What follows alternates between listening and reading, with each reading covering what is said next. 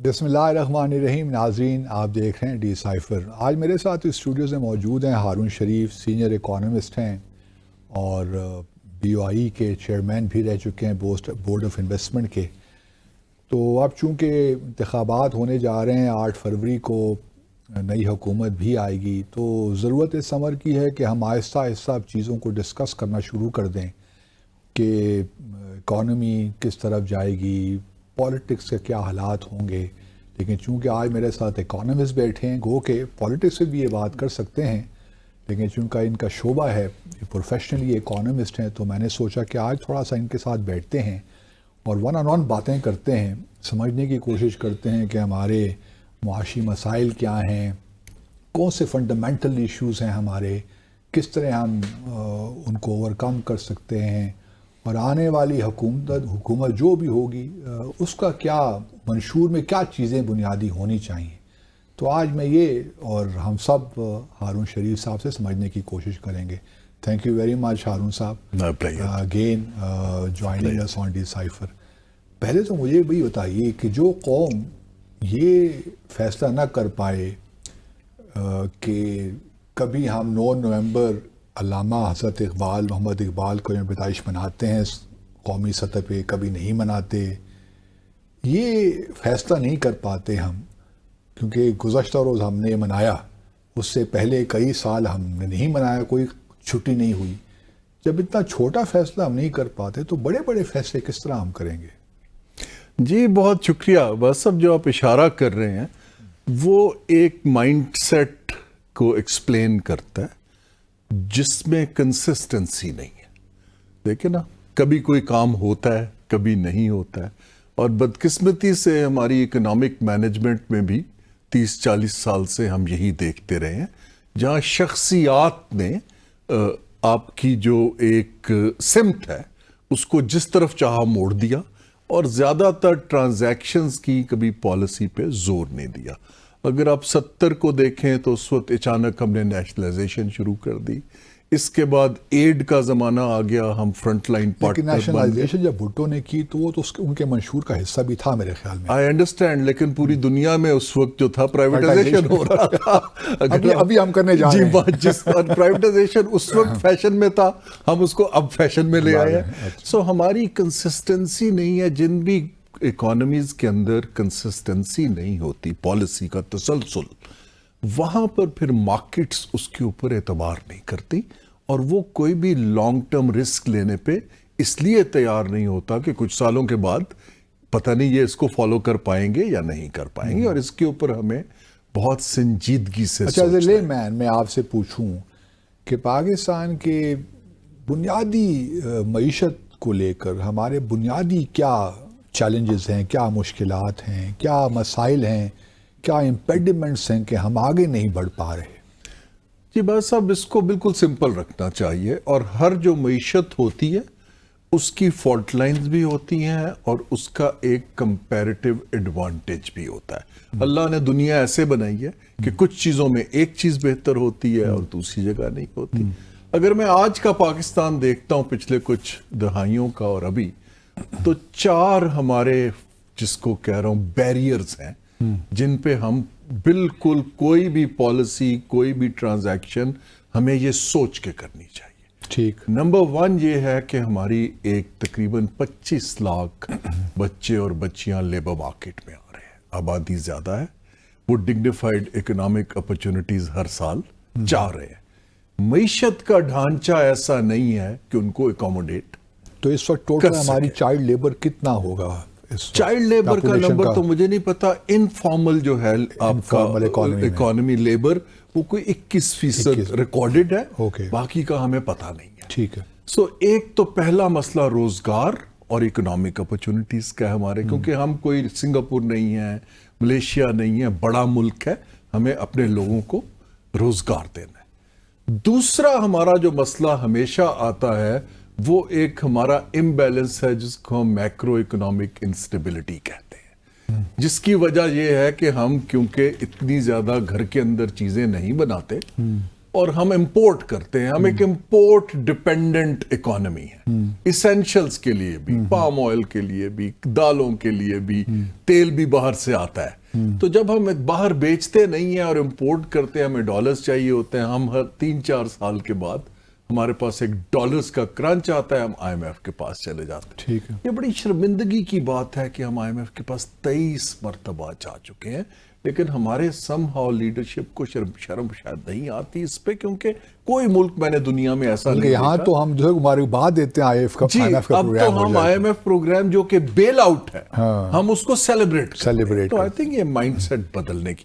سو دوسری ہے کہ ہمارا کرونک جو ٹوین ڈیفیسٹ ہم اسے کہتے ہیں, کہ بجٹ کا خسارہ, فسکل اور ہم کرنٹ اپنے اکاؤنٹ وسائل سے کہیں زیادہ خرچ رہے ہیں بجٹ میں, اور جو کرنٹ ہے جو ہماری ایکسٹرنل پیمنٹس ہیں ٹھیک. وہ بھی ہمارے انفلو سے تقریباً 3 گنا زیادہ ہے. ٹھیک. تیسرا جو ہمارا یہ ہے کہ جو ہم چیز بناتے بھی ہیں اس کے اندر جو پروڈکٹیوٹی ہے وہ باقی دنیا سے کم ہے. اس کا مطلب یہ ہے کہ ہم بڑی بیسک چیزیں بناتے ہیں. ہم کاٹن سے کپڑا بنا لیتے ہیں, سوٹ نہیں بناتے. ہم جو ہے دودھ تو پروڈیوس کر لیتے ہیں, چیز نہیں بناتے. اچھا چیز نہیں بنا سکتے. ہم ویلیو ایڈ نہیں کر پا رہے جس کا ہمیں اچھا ریٹرن ملے دنیا میں. تو ہماری پروڈکشن بھی کم ہے آبادی کے حساب سے, اور ہماری پروڈکٹیوٹی بہت کم ہے. جیسے میں کچھ برس پہلے جب میں حکومت میں تھا تو ہم شنگھائی گئے تو چائنا نے ہمیں سٹال اپنے سٹال کے ساتھ والا دے دیا, کیونکہ ہمارے دوست ہیں. تو وزیر اعظم اور میں جب وہاں سے گزرے تو میں نے ان کو دکھایا کہ دیکھیے یہ ایک سٹال ہے جہاں پر اس وقت آرٹیفیشل انٹیلیجنس ڈسپلے ہو رہا ہے, اسپیس ایج کی بات ہو رہی ہے, ایوری تھنگ از ٹیکنالوجی. ایک ہمارا سٹال ہے, وہاں پہ کچھ فٹ بال پڑے ہیں, کچھ کنو پڑے ہیں, کپاس پڑی ہے, سو ویری بیسک کموڈیٹیز. تو transition from basics to value addition ہمارا تیسرا بڑا چیلنج ہے. چوتھا اور آخری چیلنج جس پہ زیادہ لوگ بات نہیں کرتے, لیکن اگر آج آپ نے کاروبار کرنا ہو, ہمارے پاس لانگ ٹرم پروجیکٹس کی فائنینسنگ بھی اویلیبل نہیں ہے. اوکے. سارا ملک کمرشل بینکوں پہ چل رہا ہے, جو کہ ہمارے ٹریڈیشنل جو فیملیز ہیں بزنس کی وہ ان کو اون کرتے ہیں, وہ ایک دوسرے کو قرضہ دیتے ہیں. لانگ ٹرم افورڈیبل فائنینس, آپ کو یاد ہو آج سے 20-25 سال پہلے کچھ ڈیولپمنٹ فائنینس انسٹیٹیوشن ہوا کرتے تھے, انڈسٹری کو سپورٹ کرتے تھے, ایگریکلچر کو. ہمارے پاس ایک بھی ایسا بینک نہیں ہے. کاغذ پہ تو ایگزسٹ کرتے ہیں کہ کاغذ پہ بھی ختم ہو گیا, بند کر دیا. اب صرف 90% banking is commercial banking. Okay.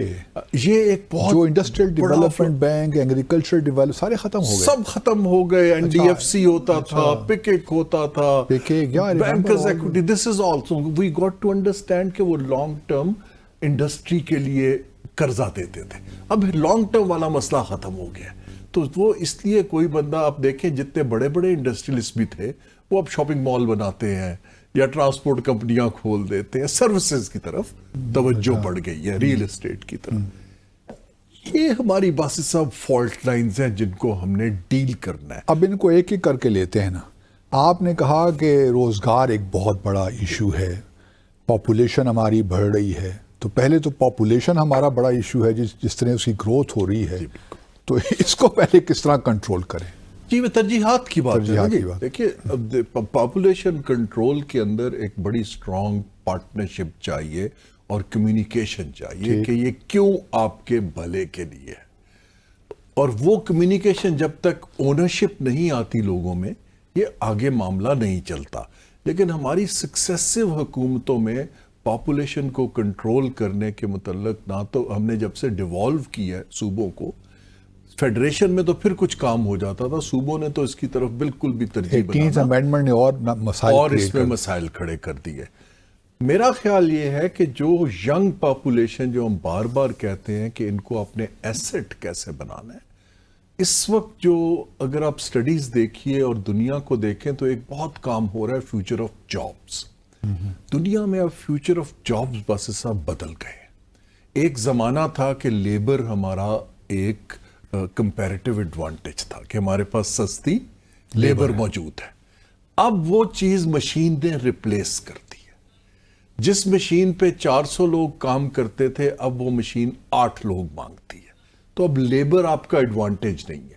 ہمیں اس قسم کی سکلز دینی ہے کہ اس مشین کو چلانا کیسے, نہ کہ اپنے ہاتھ سے کام کرنا ہے.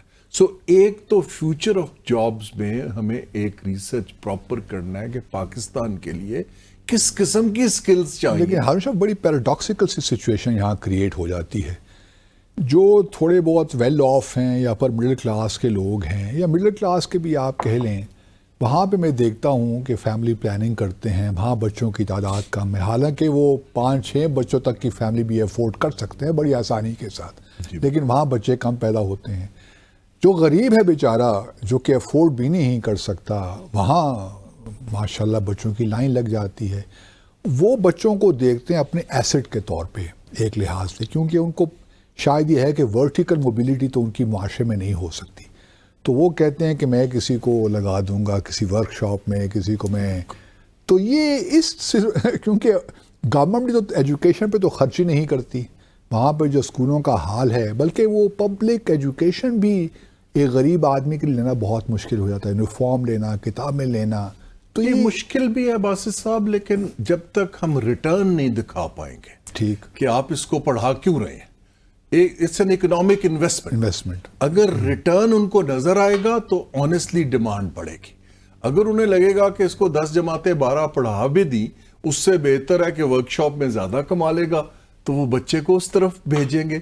آج ہی بلکہ آپ نے کیونکہ مینشن کر دیا, میں نے یہ ٹویٹ بھی کیا کہ اگر تو آپ نے ٹویٹ کیا کہ ایکس کیا ایکس کیا, سو میں نے وہ یہ کیا صبح کہ آپ نے اگر تو جو ینگ بچے ہیں جو ورک شاپ پہ کام کر رہے ہیں یا چائلڈ لیبر کر رہے ہیں, اگر تو ان کو ہوپ دے سکتی ہے لیڈرشپ, ہماری جو تھنکنگ کمیونٹی ہے سو کالڈ, یا ایون انٹرنیشنل انسٹیٹیوشنز, پھر تو کچھ بات بنتی ہے. لیکن اپنے آپ سے پوچھئے کہ اگر ہم ان کو ہوپ نہیں دے سکتے ایک اچھے بہتر مستقبل کی, آپ ذرا بیک سیٹ لیجئے اور کچھ نئی فریش تھنکنگ آنے دیجئے کہ ان کو ہوپ کیسے دینی ہے. کیونکہ ہمارا ٹریڈیشنل جو اولڈ سکول مائنڈ سیٹ ہے اکنامکس کا, وہ تو فیل ہو گیا اس ملک میں. دیکھیں نا, اولڈ سکول تو بالکل یہی ہے, ایک ایلیٹ ہے جو انہوں نے ایک آپس میں بارگین کی ہے کہ ہم ایک دوسرے کو فائدہ دیتے رہیں اور وہ فائدہ نیچے بالکل ٹرکل ڈاؤن نہ ہو. ورنہ اب جو لوگ غریب ہے اس کو نظر آتا ہے کہ میری زندگی تو ایسی رہنی ہے, تو میں کیوں نہ اپنے بچے زیادہ پیدا کروں تاکہ اگر پہلے 2 لوگ کماتے تھے تو 6 کما لیں, کیونکہ انفلیشن بیٹ کر رہی ہے, آپ کی کنزمپشن پاور دن بدن گر رہی ہے. اس کو ڈیل کرنا بہت ایک امپورٹنٹ ہے, فالٹ لائن کو. اور جو میں نے عرض کیا کہ جب تک ہم فیوچر آف جابز کی طرف انویسٹمنٹ نہیں لے کر جائیں گے, اپنی جو معیشت کا ڈھانچہ ایسی فیوچرسٹک سائڈ پہ نالج اکانومی کی طرف اور ان چیزوں میں نہیں لے کر جائیں گے, labour I am afraid export کے لیے ہمارا کمپیریٹیو ایڈوانٹیج اب نہیں رہے گا, کم سے کم ہوتا جا رہا ہے. اچھا, آپ نے دوسرا کہا ڈیفیسٹ کا ایشو ہے, کرنٹ اکاؤنٹ ڈیفیسٹ ہے اور فسکل ڈیفیسٹ بھی ہے. اب کیا آپ دیکھ رہے ہیں, کیونکہ ایک طرف آئی ایم ایف کا اس وقت ریویو بھی ہو رہا ہے, تو فسکل ڈیفیسٹ تو شاید ہم اس پہ تو کنٹرول آسانی کے ساتھ کر سکتے ہیں اگر ہم چاہیں. ابھی ہم کرنٹ اکاؤنٹ ڈیفیسٹ نہیں جاتے, فسکل پہ پہلے بات کر لیتے ہیں.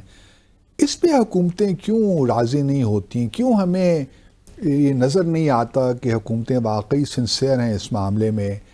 جہاں وزٹ نہیں کرنا چاہیے وہاں وزٹ بھی ہو جاتے ہیں, جہاں 4 بندے پرائم منسٹر کے ساتھ جانا مطلب ہو سکتا ہے وہاں 40 بندے چلے جاتے ہیں.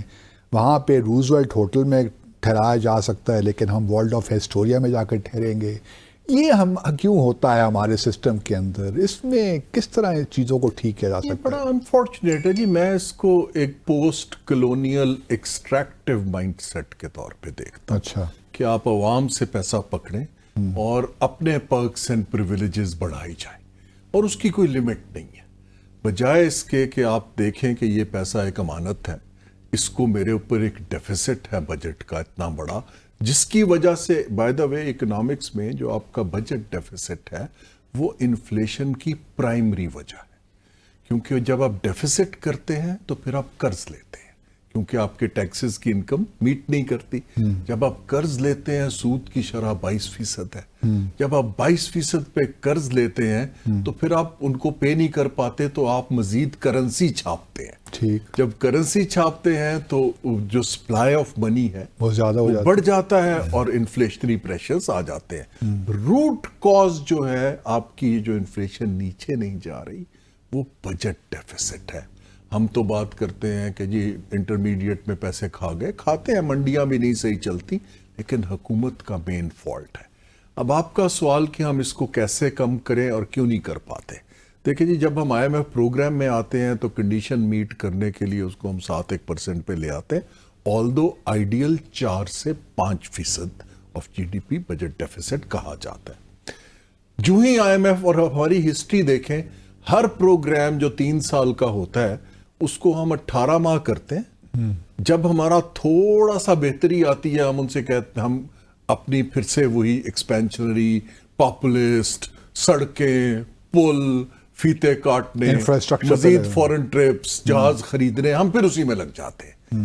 اب یہ مائنڈ سیٹ توڑنے کی میرے حساب سے 2-3 وجوہات ہیں. ایک وجہ تو آنیسٹلی ہماری جو پولیٹیکل ایلیٹ ہے اس کو سمجھ ہی نہیں ہے کہ یہ اس کا کتنا بڑا نقصان ہو رہا ہے.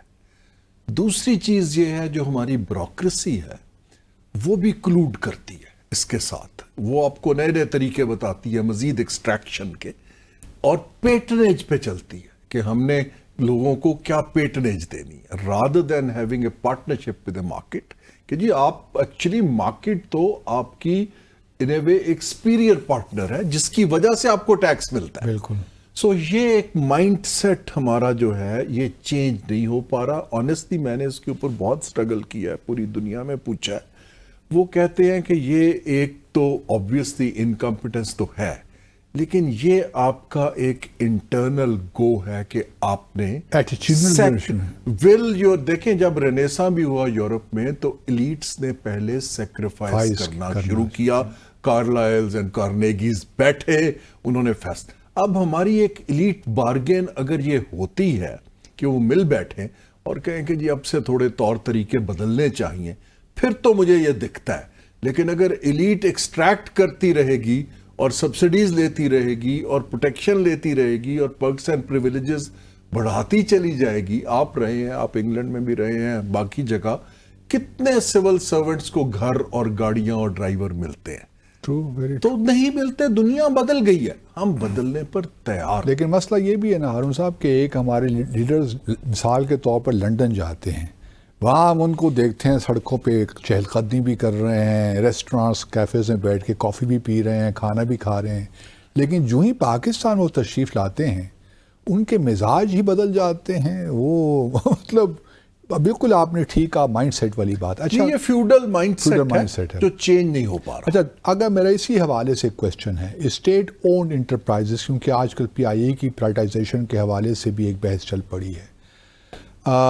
اسٹیٹ اونڈ انٹرپرائزز جو ہم جانتے ہیں سے کچھ ہیں جس سے بہت ہمارا خرچہ تو ہو جاتا ہے, تقریباً اب کتنا ٹریلین روپے سے 3 بڑے ہیں جی, اسٹیل مل, PIA اور ریلویز. یہ تینوں آپ کے ٹیکس کا کوئی 41 کیا کہتے ہیں ارب روپیہ ایچ کھا جاتا ہے.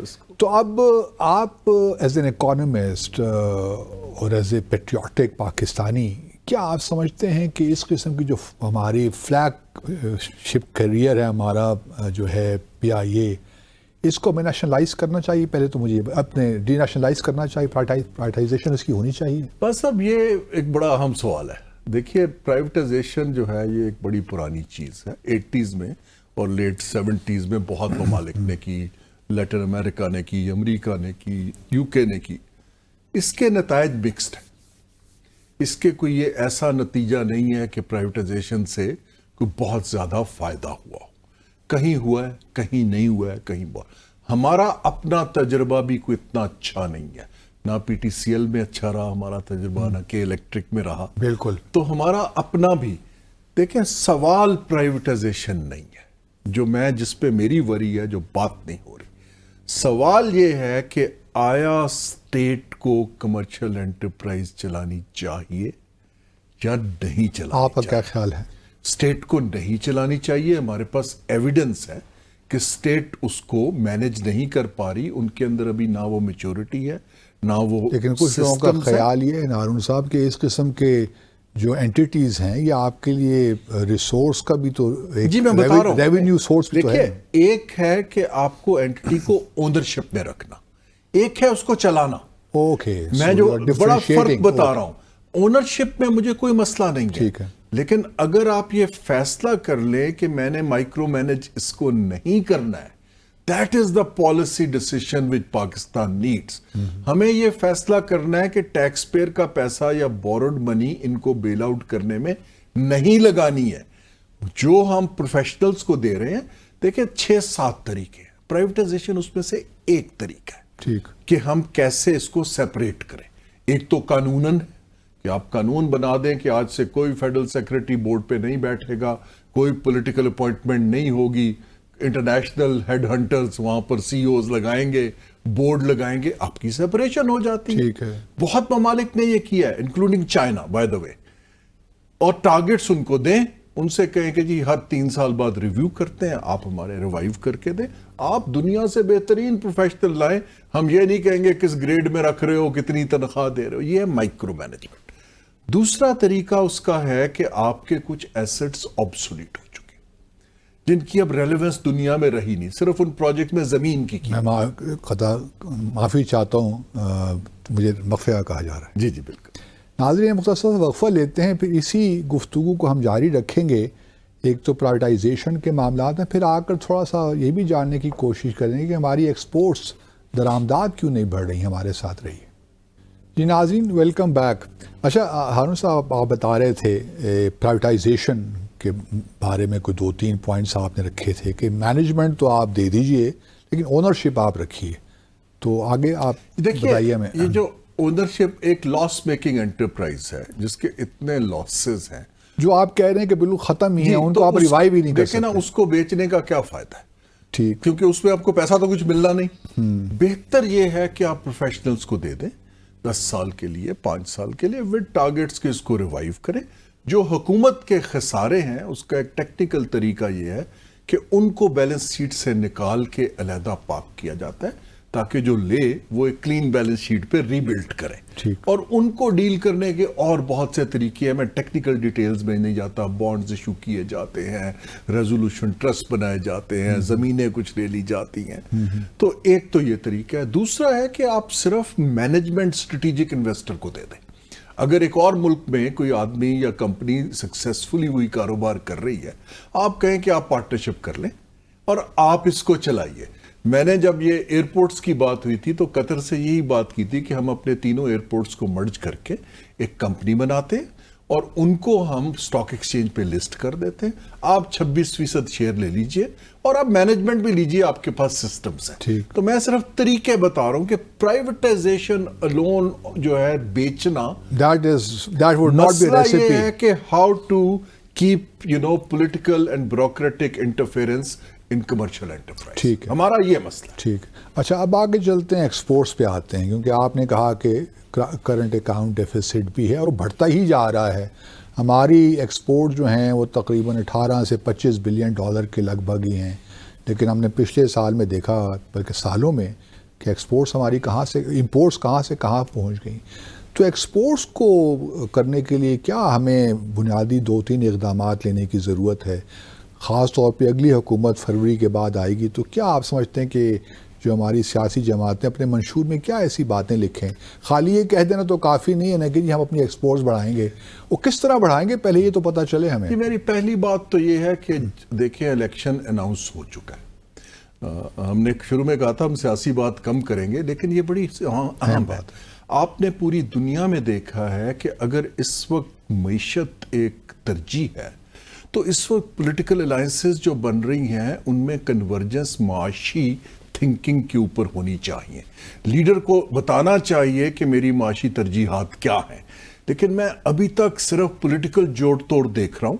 کوئی بھی اکنامک ریوائیول کے اوپر سالڈ کسی بھی لیڈر نے سامنے نہیں رکھا.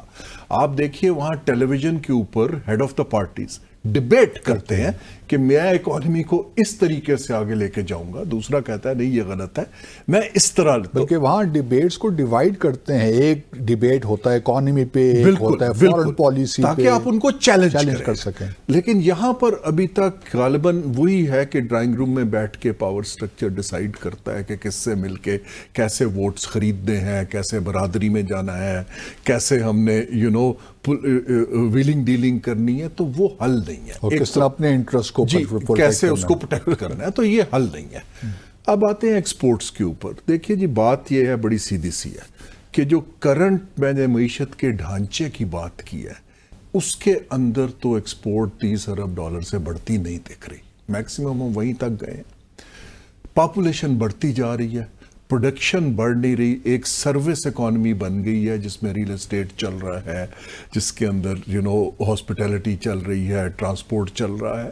جو ہماری مینوفیکچرنگ اکانومی ہے, ایون سروسز جو ایکسپورٹ کی جا سکتی ہیں, کیونکہ یہ ایک لوگوں کی تھنکنگ ہے کہ صرف انڈسٹری لگے گی تو ایکسپورٹ ہوگی.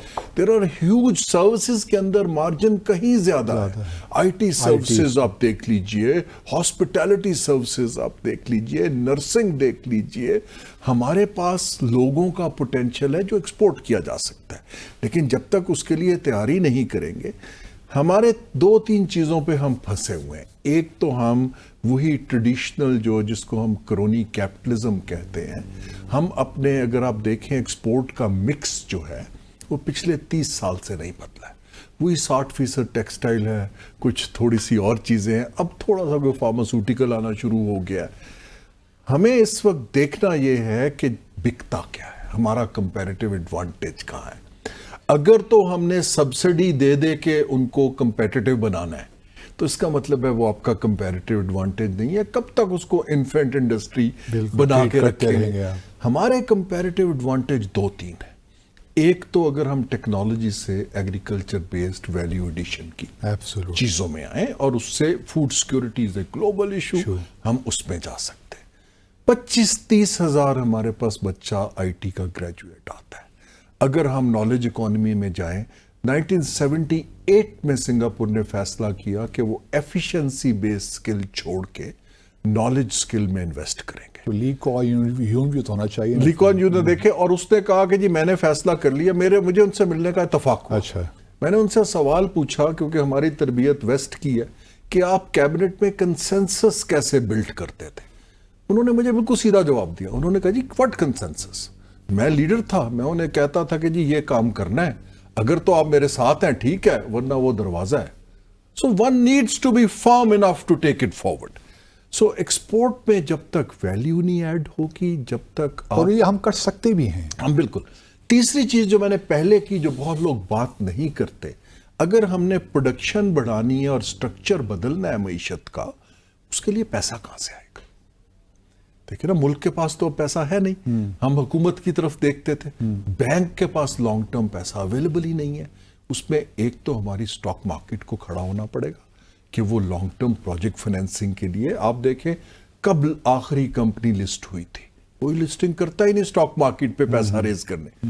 دوسرا, ہمیں امیڈیٹلی چین کے ساتھ مل کے یا باقیوں کے ساتھ 1-2 ڈیولپمنٹ بینکس لانچ کرنے پڑیں گے, جو کہ سیونگز کو موبلائز کر کے 20-20 سال کے لیے, جو کہ زمانے میں ایگزسٹ کرتے جو ہوتے تھے وہ بند ہو گئے.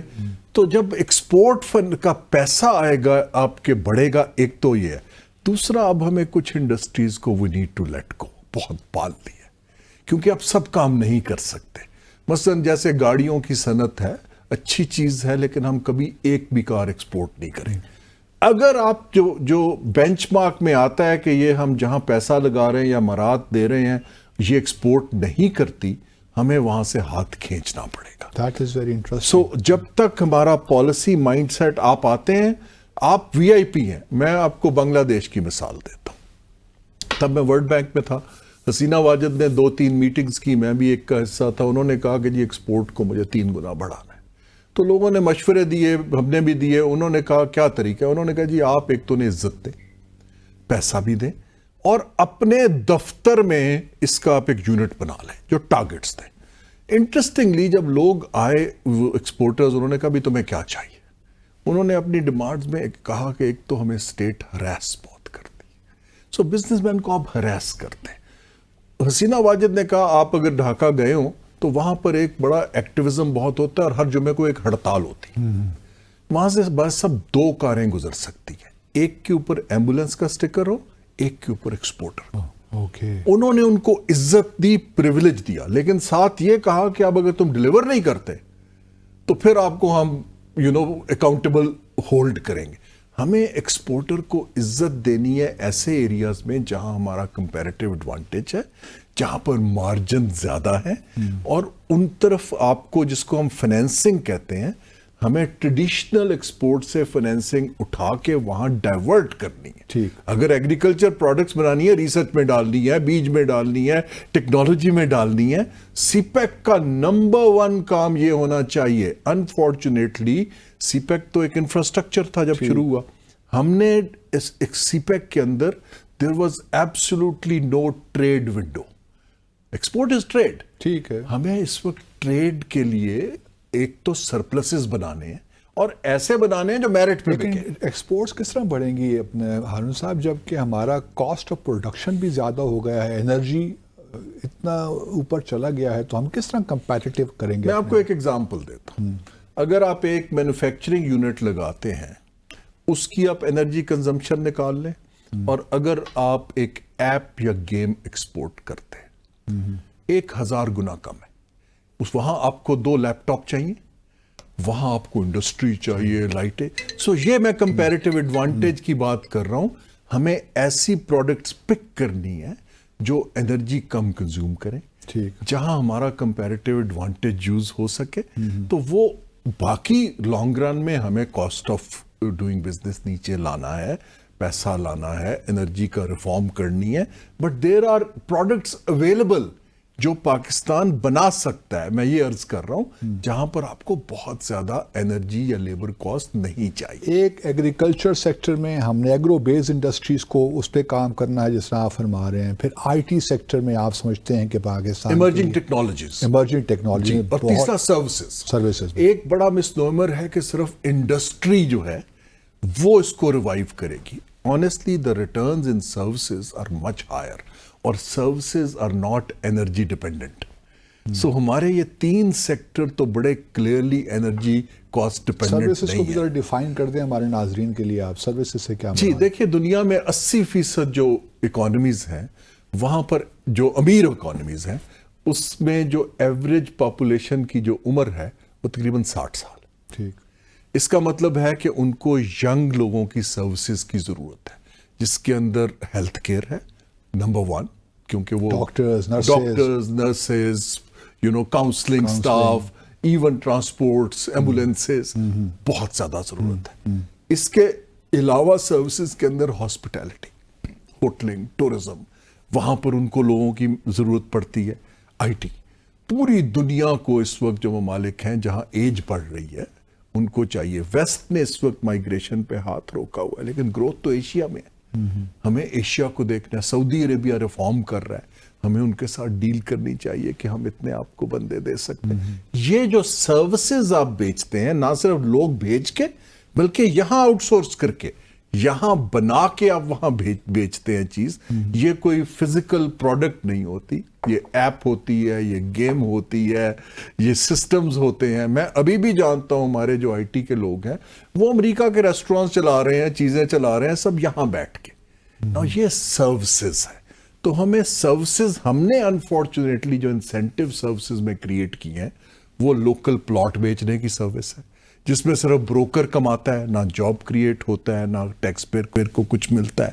پلازے بنانے کے لیے پارک کر دیں پیسہ۔ لیکن یہی پلازا ہمیں پچھلی حکومت، آپ کی حکومت آتی تھی کہ جی کنسٹرکشن سے 40 انڈسٹریز ایفیلیٹڈ ہیں، تو جب کنسٹرکشن بوم ہوگا، گھر بنائیں گے ہم 50 لاکھ کے قریب، تو ایسی زبردست انڈسٹریل گروتھ ہماری ہوگی کہ دیکھنے سے تعلق ہوگا۔ جی میں اس کو میں اب تو اوپنلی بات کرتا ہوں کہ اس کا کوئی ان کے پاس ایویڈنس نہیں تھا۔ اس کے 2 وجوہات تھیں اور ہمیں بالکل تسلیم کرنا چاہیے۔ ایک وجہ تو یہ تھی کہ ہماری اوور دا ایئرز سیاسی پارٹیوں کے اوپر، ریل اسٹیٹ والوں کے پاس کیونکہ پیسہ ہے، ان کا انفلوئنس بہت بڑھ چکا ہے، تو وہ چاہتے تھے کہ یہ کام ہو. دوسرا یہ تھا کہ بہت سے سیمنٹ والے دوسرے جن کا واقعی فائدہ ہوتا ہے, لیکن کنسٹرکشن ٹیمپرری ٹرانزیکشن کا فائدہ جب تک ہو رہی ہے, یہ کوئی سسٹینیبل فائدہ نہیں ہے. تو ہمیں ان چیزوں کو سمجھنے کی ضرورت, اور یہ ایکسپورٹ نہیں کرتا.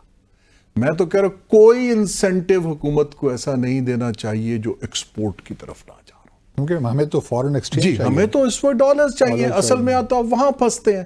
لیکن کیونکہ پولیٹیکل لیڈرشپ کے اوپر ایک پاپولسٹ اور فیتا کاٹنے کا وہ اتنا زیادہ پریشر ڈال دیتے ہیں کہ میں کچھ دکھاؤں, ہم نے بلڈنگ کھڑی کر دی, ہم نے اوور ہیڈ کھڑا کر دیا. یہی پیسہ جانا چاہیے ایسی صنعت میں اور سروسز میں جو آپ کو فورن ایکسچینج ارن کر کے دے رہی ہوں. اور آنیسٹلی ہمارے پاس ایسٹس بھی ہیں, یہ 5-1 سال لگیں گے, یہ اوور نائٹ نہیں ہوگا.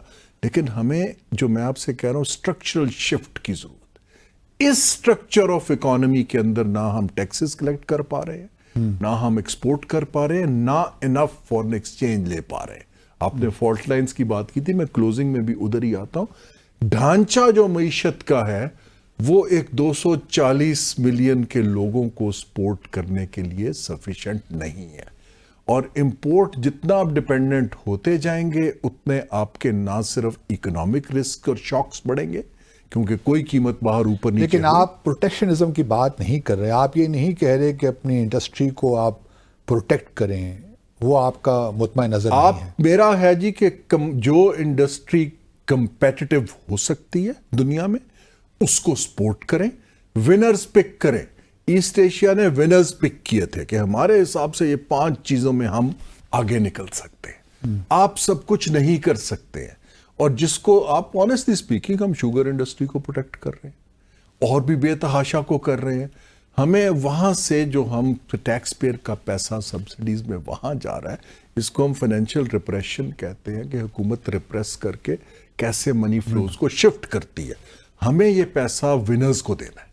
ٹھیک, جب تک, اور ونرز کو آپ نے ٹارگٹس دینے اور مانیٹر کرنا ہے. دیکھیں نا, جب ہم سبسڈی دیتے ہیں, کبھی کسی نے آپ کو بتایا ہے کہ اتنے ارب جو دے رہے ہیں اس سے اتنے ارب کا ریٹرن آئے گا.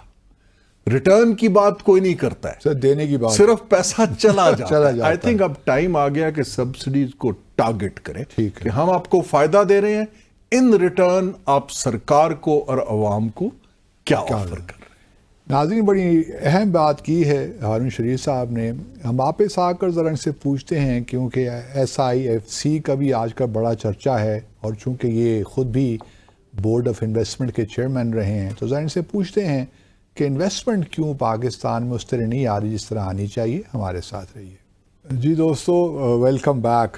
اچھا, یہ اکنامک سروے میں دیکھ رہا تھا پاکستان کا اس سال جو بھی انہوں نے ریلیز کیا ہے, اس کے مطابق ہارون صاحب ہماری پر کیپٹا انکم تقریباً $1750 سے کم ہو کر $1550 ہو گئی.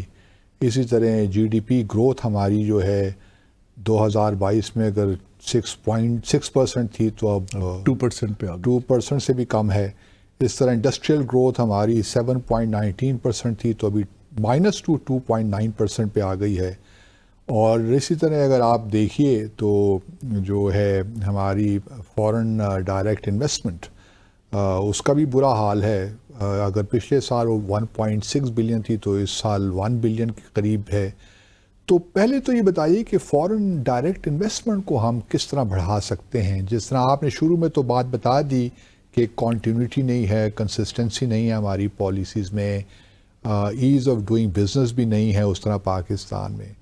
تو ان حالات میں کس طرح ہم یہ توقع رکھ سکتے ہیں کہ باہر دنیا, یا SIFC بھی جو ہے اسپیشل انویسٹمنٹ فیسیلیٹیشن کونسل, یہ کس حد تک ڈیلیور کر پائے گی آپ کے خیال میں؟ بس اب اس کے 3-4 پہلو ہیں. دیکھیں, پہلی چیز تو ہمیں یہ سمجھنا ہے کہ پیسہ کہاں ہے اور اس کی نیچر کیا ہے. دیکھیں نا, انویسٹمنٹ کے لیے جو بھی کر رہا ہوگا, پیسہ ہوگا تو سرپلس ہوگا نا جی. پیسہ اس وقت ایشیا میں ہے, نہ یورپ میں ہے ہمارے لیے, نہ امریکہ میں ہے. وہاں ٹیکنالوجیز ہیں لیکن جو کیپٹل ہے وہ ایشیا میں ہے, بیکاز ایشیا پراسپر کر رہا ہے. اب وہ پیسے کی لیکن نیچر بدل گئی ہے. ایشیا کے جو ممالک ہیں جو تیل پروڈیوس کرنے والے ہیں, ان کے سوورن ویلتھ فنڈ ہوتے ہیں, اور اس فنڈ کا کام ہے کہ اس ملک کے ریزروز کو میکسیمائز کرنا, इन्वेस्ट करके आगे। वो रिस्क का पैसा नहीं है, वो रिस्क नहीं लेता। ये बड़ा जरूरी है। जब भी कोई नया प्रोजेक्ट लगता है बस सब उसमें रिस्क का एलिमेंट, 40% नए प्रोजेक्ट पूरी दुनिया में फेल होते हैं, 40%। अच्छा, सो जो अगर मैं इस वक्त फंड मैनेजर हूं, मेरे पास सरकार का पैसा है, तो मैं रिस्क नहीं लेना चाहता। इसका मतलब है कि पाकिस्तान में नई फैक्ट्रियां लगाने का पैसा कम है, वो हमारे लोगों को खुद लगानी पड़ेंगी। जो एग्जिस्टिंग है उसकी एक्सपेंशन का पैसा मौजूद है, क्योंकि वहां रिस्क कम है, एक ट्रैक रिकॉर्ड अवेलेबल है कि एक इंडस्ट्री काम कर रही है, अगर वो 100 जूते बना रही थी तो इनको और पैसा देके आप 200 बनाने लग पड़े। सो हमें एक तो पॉलिसी में ये समझने की जरूरत है। दूसरी चीज इसके अंदर ये है कि जो भी कैपिटल ये होता है, ये दुनिया की सबसे बुज़दिल चीज है। एक अगर शॉक लगता है या कोई टेररिज्म का इंसिडेंट होता है या पॉलिसी बदलती है, वो पुश बटन से ये जो पैसा आता है। जब हम पहली दफा सऊदी अरब गए, वो एक डावूस ऑफ सऊदी अरेबिया करते हैं, वहां पर प्राइम मिनिस्टर से और मेरे से उन्होंने दूसरा सवाल ये पूछा। पहला उन्होंने कुछ पूछा कि आपके सेक्टर्स हैं, कि हाउ वुड विल एग्जिट, अगर हमने आपके मुल्क से निकलना हो तो हम तो फंस गए।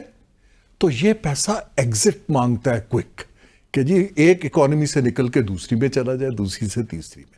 इस वक्त इस तरह का पैसा अवेलेबल है। ये जो SIFC, ये जो GCC के ममालिक देख रहे हैं, वो ट्रांजैक्शंस देख रहे हैं जहां वो अपना प्रॉफिट मैक्सिमाइज कर सके।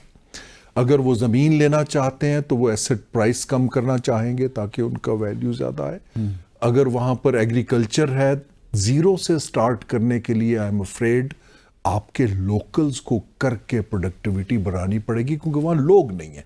ये तो नहीं कि सऊदी अरब अपने लोग भेज देगा कि आइए आप काम कीजिए। तो पैसे की नेचर को समझना जरूरी है। दूसरा, हमारे पास क्यों नहीं आता? हमारा कंपटीशन किससे? हमारा कंपटीशन कैम्बोडिया से है, वियतनाम तो बहुत आगे निकल गया। हमारा कंपटीशन बांग्लादेश से है, श्रीलंका, हमारा कंपटीशन श्रीलंका चले इकोनॉमी बैठ गई, टर्की से अभी तक है। हमें देख चाइना से भी है किसी न किसी हद तक। अब तो नहीं रहा जी, अब नहीं रहा। कुछ एरियाज जी, कुछ एरियाज में हमारी है। जो इंडस्ट्री अब चाइना हाई वैल्यू में चला गया, नीचे वाली में हमारा कंपटीशन बनता है।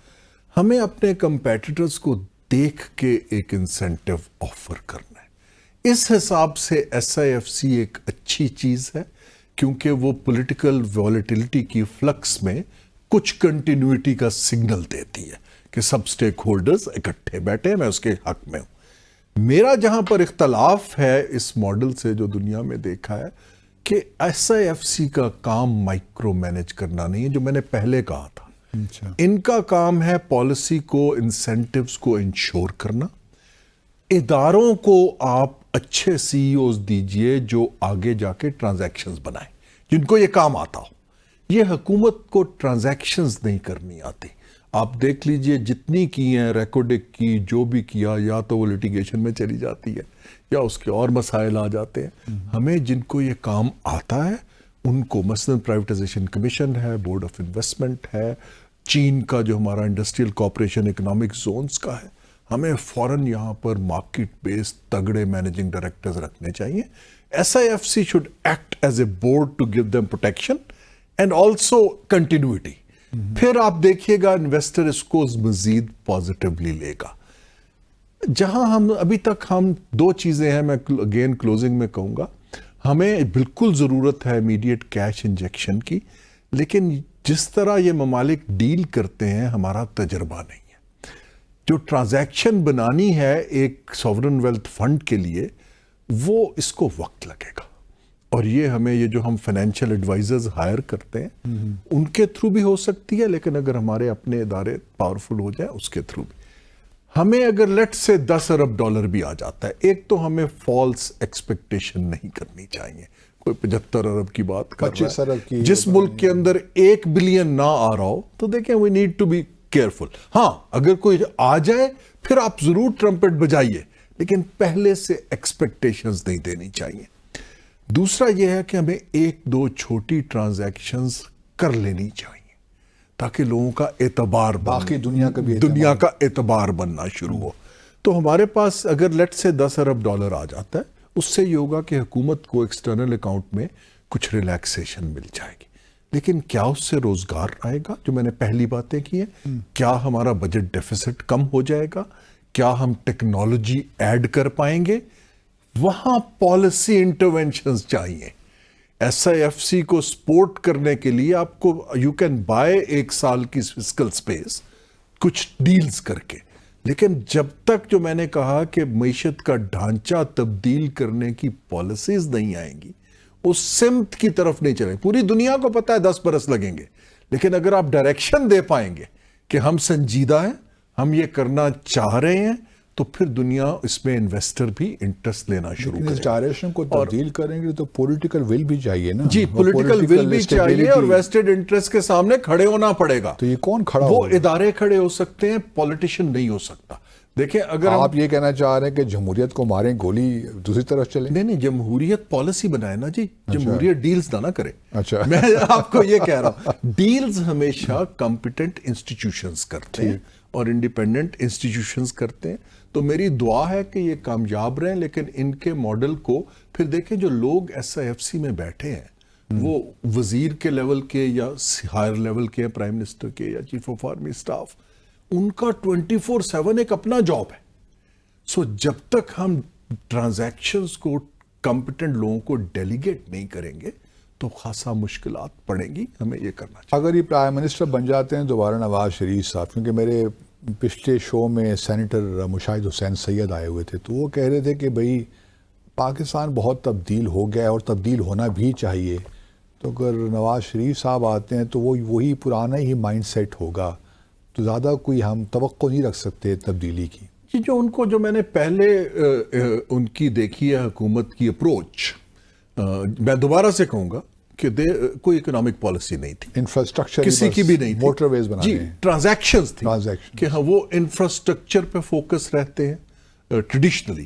اور ہاں، جیسے ڈار صاحب خود کیونکہ فائنینشیل مینیجر ہیں، وہ کچھ اکاؤنٹنگ یا اس کی گورننس بہتر کرنے کی کوشش کرتے ہیں. لیکن پبلک پالیسی انٹرونشن جو ہمیں چاہیے، کٹنگ ایج انڈسٹریل پالیسی یا سروسز کی پالیسی یا آئی ٹی کو آگے لے جانا، وہ ابھی تک تو ان کے نہ مینیفیسٹو میں دکھائی دیا کہیں پہ، نہ ان کے پاس کوئی تھنک ٹینک، جی، نہ تھنک ٹینک کسی پولیٹیکل پارٹی میں ہے.